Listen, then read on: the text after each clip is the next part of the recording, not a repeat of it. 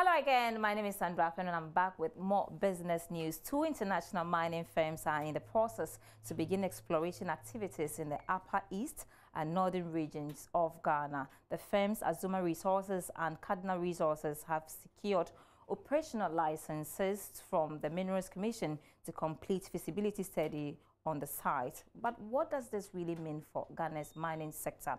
My colleague Ebenezer Sabote spoke to Chief Executive of the Ghana Chamber of Mines, Suleiman Okoni. We know up north, and that's one of the good news stories around the mining industry, that we believe that Azuma Resources is a member of the chamber. They're into exploration. They have a mining list now, looking for money to actually construct a mine. I think they are quite far advanced. And then you also have Cardinal Resources, also up north there. From what I see, from what I hear, potentially big mine as well. So on the back of the mining industry, we believe that we should be able to really open up the northern part of the country to more development, more infrastructure, so that the good people of the northern part of the country can also benefit. Are they indigenous companies? They are not indigenous companies. They are foreign direct investment. But then again, the question is, how do you ensure that in the value chain of these companies, we as a country play a major part? So how do we get our suppliers, for example, ready? How do you get people with the right skills and competencies to be able to help the mine, even from the construction of the mine, even up to production, playing a significant part of the whole process. Azuma Resources rings a bell.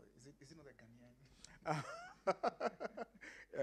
I'm told the story of the originator of the project naming it Azuma Resources because I think the person has a good relationship with Azuma, the boxer of repute in this country. And it's not a Ghanaian company, but I think it gives us another brand, a local brand associated with the mining firm in this country. But is the northern sector ready for such investments? Do we have the infrastructure needed to take hold of this kind of investment? But that's a good question, and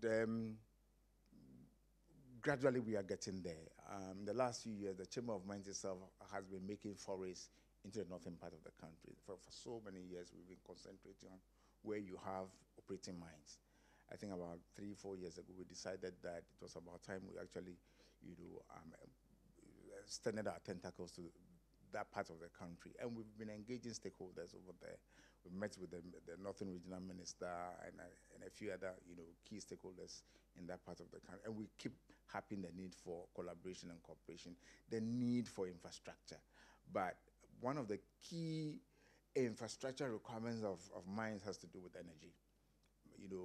Mining is quite energy intensive, but we know that the VRA and Gridco are doing a great job extending electricity, to the northern part of the country. So, in due course, we believe that not too distant future, we believe that we should be able to have the requisite infrastructure for us to actually run optimally, mines optimally in the northern part of the country. We believe, again, that with the presence of a buoyant mining industry, for example, we should be able to expand infrastructure by way of airports, if it's possible. I know we have some airstrips and so on and so forth. Tamale, we have the Tamale Airport to facilitate transportation and so on and so forth. Of course, it would be ideal if we had a real system. That is a missing link. But I believe that once we are able to harness these resources, government will see it fit to expand the railway network to the northern part of the country. Are you also asking for incentives for those who will be willing to go up north as well? Well, it's come up a few times, but again, it's about how do you actually position this. It's come up a few times, speaking with these companies who are up north, and it's important that government also recognizes that this is a virgin area. You are going to mine in an environment which hasn't got the history of mining, and therefore you need to do a lot of sensitization, making sure that people really understand what this whole mining business is about. So it will take, collaborative effort from government and then the companies supported by the chamber to ensure that this happens. There has been many suggestions about this infrastructure thing. So, for instance, we talk of rail. then one will say, okay, so since the mining companies want to develop and they need this infrastructure, is there a way you can partner with government so that you have a rail line linking the north to Accra or something like that, so that transporting your goods will be easier for you? Has that also come? Yeah, I think this is honest and good conversation which we need to have. The reality is that mining is about development. And once a mine gets to a community, the community should be much, much better than before the mine actually got in there. And one way of actually doing this is to ensure that you leverage the mining industry to have durable infrastructure which would last beyond the life of a mine, so that other people, other industries and sectors can also benefit from the same infrastructure. Okay, to the commodity markets now. Crude oil once again went up marginally by 70 cents and selling around $65 a barrel. Time now to check out the commodity market.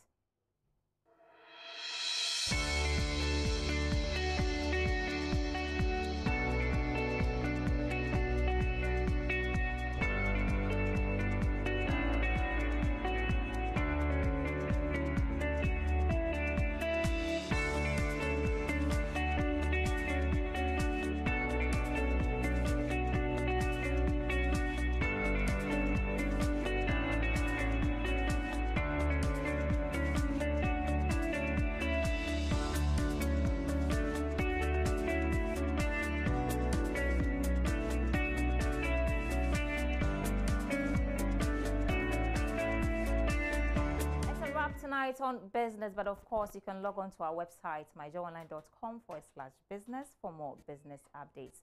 My name is Sandra and I'm going to have a great evening, and thanks so much for watching.